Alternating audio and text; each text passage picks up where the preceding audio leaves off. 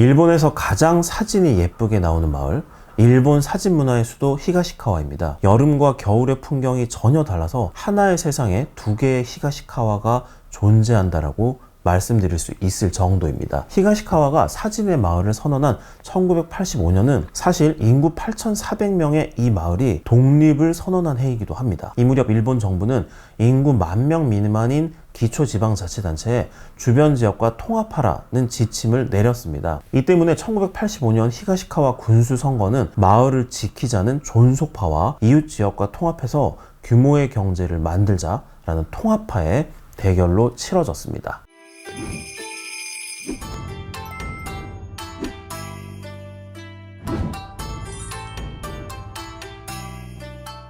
도쿄나우 49회 일본 1등 인생샷 명소편에서는 히가시카와가 일본에서 유일하게 25년 연속 인구가 증가한 지방이 된 비결을 소개해 드렸습니다. 이번 시간은 히가시카와 2편입니다. 존속이냐 통합이냐를 놓고 맞붙은 1985년 군수 선거에서 히가시카와 주민들은 통합 대신 마을의 이름을 후세에 남기는 쪽을 선택했습니다. 자존심은 세우기보다 지키기가 더 어려운 법이죠. 인구가 계속 줄어드는 히가시카와가 독자 생존하려면 먼저 어떻게 살아남을지 방향을 정해야 했습니다. 공교롭게도 1985년은 플라자 합의가 이루어진 해입니다. 버블 경제가 절정을 향해 가면서 일본 열도 전체가 흥청망청하던 때입니다. 도쿄에서 밤에 택시를 잡을 때면 만엔짜리 지폐를 흔들었다던 바로 그때입니다. 일본의 지방 마을들도 사과의 고장, 포도의 마을 등등 하나같이 특산물을 전면에 내세우면서 마을의 브랜드 가치를 높이려 경쟁하던 때였습니다. 이때 히가시카와가 내건 게 사진의 마을입니다. 상품 대신 문화로 마을을 홀로 서게 하겠다는 것이었습니다. 이제부터 히가시카와에 나아갈 길은 사진의 마을입니다 라고 했을 때 가장 황당해한 사람들은 이곳 주민들이었다고 합니다. 그도 그럴 게 히가시카와는 사진과는 관계가 먼 평범한 농촌이었기 때문입니다. 카메라 대기업에 공장이 있는 것도 아니고 카메라 가게가 유독 많은 가게도 아니었습니다. 그렇다고 마을 사람들이 카메라를 달고 사는 것도 아니었습니다. 지난 시간에 말씀드린 대로 이곳은 풍경 좋은 목공의 마을이니까요. 그로부터 37년 히가시카와가 독자 생존을 위해 던진 승부수가 통했는지 통하지 않았는지는 여러분들도 짐작하실 수 있을 겁니다. 오늘날 관광객은 특산물보다 인생샷 명소, 인스타 맛집에 더 열광하잖아요. 히가시카와는 40여 년을 앞서간 겁니다. 하지만 비전이 아무리 훌륭한들 재원이 없으면 허사죠. 돈이 없으면 비전을 실현하는 것이 불가능하고 돈이 있어도 마구 써버리면 지속 가능하지가 않습니다. 인구 대책을 서두르는 일본 지자체들의 공통된 딜레마입니다. 도쿄나우에서 몇 차례 살펴드린 대로 심각한 인구 감소를 겪고 있는 일본의 지자체들은 이주자를 유치하는데 사활을 걸고 있습니다. 인구가 점점 줄어드는 지자체는 예산이 빠듯할 수밖에 없습니다. 그래서 최대한 돈을 안 쓰려고 합니다. 그런데 돈을 안 쓰면 이주자에게 매력을 어필할 수 없잖아요. 이주자가 오지 않으면 사회보장비가 많이 들어가는 고령 인구는 점점 늘고 세금을 내는 젊은 세대와 기업은 줄어들면서 재정이 악화됩니다. 이주자 유치와 관계인구 확대라는 두 마리 토끼를 모두 잡는 데 성공한 히가시카와는 첫 회에서 살펴보신 것처럼 과감하게 예산을 사용해서 다양한 사업을 벌이는 지자체입니다. 언뜻 보면 인구 대책을 위해 예산을 펑펑 쓰다가 재정이 파탄나는 일반적인 지자체들과 같은 길을 걸을 것처럼 보입니다. 그런데 히가시카와는 예산을 적극적으로 쓰면서도 재정도 탄탄한 매우 드문 지자체입니다. 히가시카와의 2022년 예산은 136억 엔이었습니다. 히가시카와와 인구가 비슷한 일본 지자체들의 평균 예산은 50억 엔 정도라고 합니다. 히가시카와의 예산 규모는 동급의 다른 지자체들의 3배가량 많은 겁니다. 그런데도 적자를 내지 않습니다. 매년 세출보다 세입이 더 많은 흑자 재정을 유지하고 있습니다. 부채 규모도 116억 엔으로 연간 예산보다 적은 수준을 일정하게 유지하고 있습니다. 이게 어떻게 가능할까요? 히가시카와 군의 재정을 책임지는 야나기사와 쇼이치로 기획정책실 주임의 말을 직접 들어보시죠. 国の補助金ですとか地方債と呼ばれるそういった国の制度を活用させていただいて、財源を確保した結果予算が今非常に増えてきていると。 인구가 비슷한 지자체들보다 히가시카와가 3배나 많은 예산을 확보하고 사용하면서도 흑자를 유지하는 첫 번째 비결은 중앙정부의 지원을 최대한 활용하는 겁니다. 당연한 소리 아니냐고요? 당연한 얘기인데 실제로는 그리 당연하지가 않습니다. 일본의 연간 예산을 보시죠. 사회보장비와 국채원리금 상환비 다음으로 많은 게 지방교부금, 즉 지방자치단체 지원 예산입니다. 앞서 말씀드린 대로 일본의 지자체들은 예산이 부족해서 아우성입니다. 세입은 주는데 세출은 늘어나니까 정부 지원금만 바라볼 뿐입니다. 1718개나 되는 기초지자체가 너도 나도 정부에 돈 달라고 손을 벌리니까 중앙정부의 지원을 최대한 활용한다라는 게 말처럼 쉽지 않은 겁니다. 2011년까지만 해도 히가시카와의 예산은 66억 엔으로 인구가 비슷한 다른 지역에 비해 크게 많지 않았습니다. 예산 규모가 10여 년 만에 2배 이상 늘어난 것은 히가시카와 군청의 공무원들이 속된 말로 잘 뽑아먹고 잘 땡기기 때문입니다. 일본 정부는 지방 창생, 즉 지방 활성화를 국가 주요 정책 가운데 하나로 내세우고 있습니다. 이를 위해 다양한 지자체 지원 제도를 운영하고 있습니다. 그렇다고 해도 모든 지자체가 중앙정부의 지원을 간청하고 있기 때문에 입만 벌리고 있어서는 나눠받을 수 있는 게 아닙니다. 일본 정부가 추진하는 정책에 맞춰서 지원금을 신청해야 합니다. 지방문화 활성화 정책이 나오면 마을 도서관 설립 예산을 신청하고 지역 교육 진흥 정책을 펼치면 초등학교 신설 예산을 따내야 하는 겁니다. 일본 정부의 정책 방향을 잘 읽어서 어떻게 하면 정부 지원금을 최대한 따낼 수 있는지를 쉬지 않고 고민해야 가능한 일입니다. 정부 지원만 잘 뽑아내는 게 아닙니다. 1회에서 보신 대로 히가시카와는 1994년부터 전국 고교 사진 선수권 대회, 일명 사진고시엔 대회를 매년 개최하고 있습니다. 출전 선수들은 모두 히가시카와가 초청하는 형식으로 왕복 항공권과 일주일간의 숙박비를 모두 부담합니다. 사진고시엔 입상팀에는 프로용 카메라 장비가 지급되는데요. 이 장비들은 히가시카와 군청 공무원들이 카메라 대기업을 찾아다니면서 협찬 형식으로 끌어옵니다. 돈을 쓸 때는 과감하게 쓰지만 쓰지 않고도 할 수 있는 일은 발로 뛰어서 해결한다는 거죠. 역시 1회에서 말씀드린 대로 히가시카와에는 인구 8,400명의 시골 마을에는 도저히 있을 법하지 않은 수준의 문화시설, 체육시설, 교육기관이 들어서 있습니다.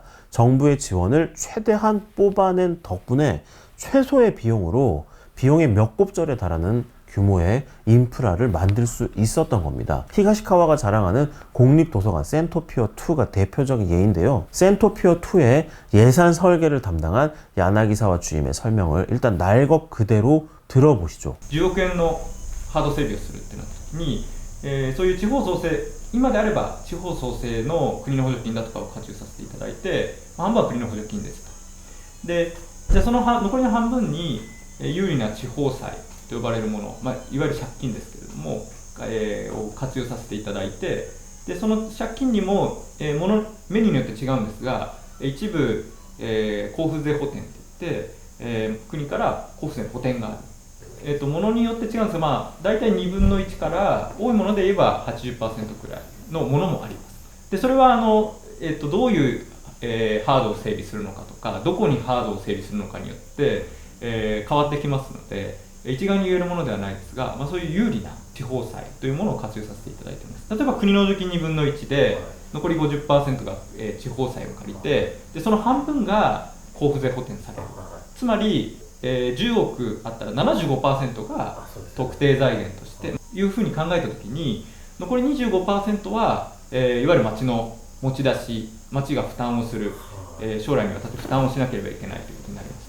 무슨 얘기냐면 절반은 정부로부터 현금 지원을 받고 나머지 절반은 지방채를 발행해서 마련하는데, 이 지방채도 히가시카와가 다 갚는 게 아니라 50%에서 80%를 정부가 대신 갚아주는 제도가 있어서 이걸 최대한 활용한다는 얘기입니다. 센토피어2를 짓는 데는 총 12억 엔이 들었는데요. 히가시카와가 실제로 부담한 액수는 3억 엔이었습니다. 그런데 빚을 3억 엔만 내서 12억 엔짜리 건물을 지었다고 해도 어쨌든 3억 엔은 지방채 만기에 맞춰서 갚아야 하잖아요. 히가시카와처럼 다양한 시설을 적극적으로 지었다면 이 쌓인 부채가 만만치 않을 텐데요. 인구가 비슷한 지자체들보다 3배나 많은 예산을 확보하고 사용하면서도 히가시카와가 흑자를 유지하는 두 번째 비결은 철저하게 투자 회수 계획을 세우는 겁니다. 최근 레고랜드 사태에서 보셨다시피 우리나라 지자체에는 지자체장의 성과 욕심이 불러온 재정 파탄 사례가 적지 않습니다. 투자 회수 계획은 제대로 세우지도 않고 지역의 시장 규모와 재정 형편에 어울리지 않는 시설을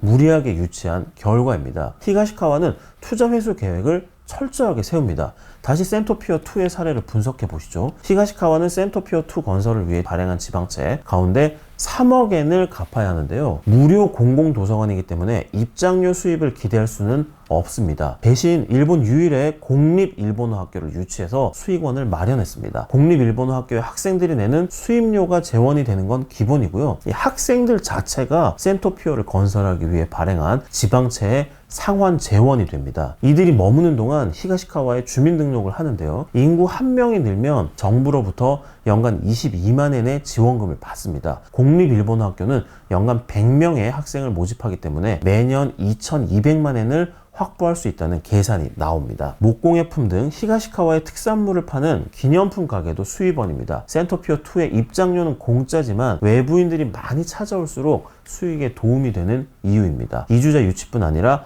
관계 인구를 늘리는 데 동시에 성공한 히가시카와의 인구 정책은 센토피어2 건설을 위해 진 빚을 갚는 데도 도움이 됩니다. 마을을 반복해서 찾는 사람들이 늘어날수록 히가시카와와 센토피어2에서 쓰는 돈이 늘어나니까요. 코로나 확산 이후 일본의 거의 모든 지자체들이 워케이션 성지 만들기 경쟁에 뛰어들고 있다고 말씀드렸는데요.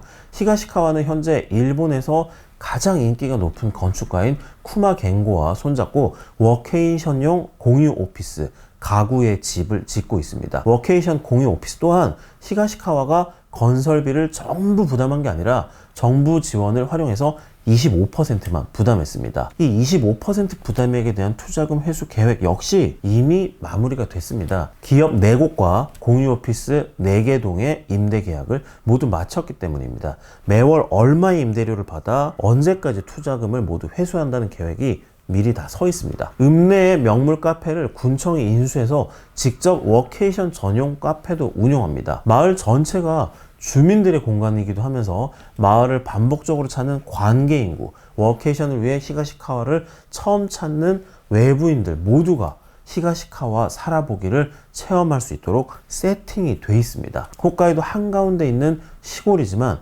아사히카와 공항에서 10분, 홋카이도 2대 도시 아사히카와역에서 30분, 하네다 공항에서 2시간인 접근성도 관계 인구를 맞아들이기에 최적의 조건입니다. 지금까지 살펴보시면 히가시카와가 인구가 비슷한 다른 지자체들보다 3배나 많은 예산을 확보하고 사용하면서도 흑자를 유지하는 데는 이 지역 공무원들의 역할이 매우 중요하다는 점을 아실 수 있을 텐데요. 그렇다고 히가시카와 군청의 공무원 숫자가 특별히 많거나 처우가 더 좋은 게 아닙니다.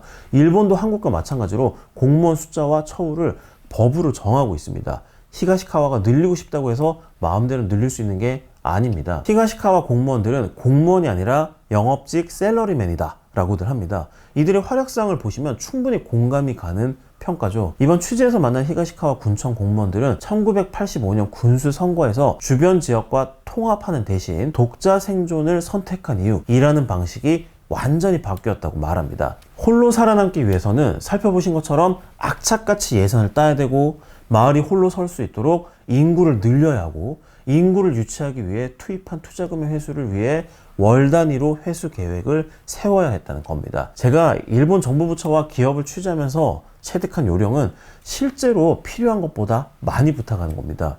예를 들어서 최고 경영자와 인터뷰, 유튜브 촬영을 위한 본사 자료실 견학 등 2개가 필요하다면 여기에다가 최고 재무 책임자 면담, 주력 공장 견학, 현지 직원 인터뷰, 대리점 방문 등 6개를 부탁하는 겁니다. 2개만 부탁하면 공손하게 거절을 당하는 경우가 많지만 6개를 부탁하면 거절을 어려워하는 일본 정서상 2개 정도는 받아들여지는 경험에서 나온 요령입니다. 이번 취재에서도 의뢰하던 것처럼 실제로 필요한 부분의 3배 정도 되는 사항에 대한 취재 협조를 히가시카와 군청에 요청했는데요. 히가시카와 군청은 제가 일부러 부풀려서 요청한 사항을 전부 오케이 했을 뿐만 아니라 이것도 보셔야 한다? 우리 마을에 이런 분야도 다뤄달라 라면서 취재 일정을 추가로 잡아줘서 사흘간의 출장 기간 내내 아주 죽는 줄 알았습니다.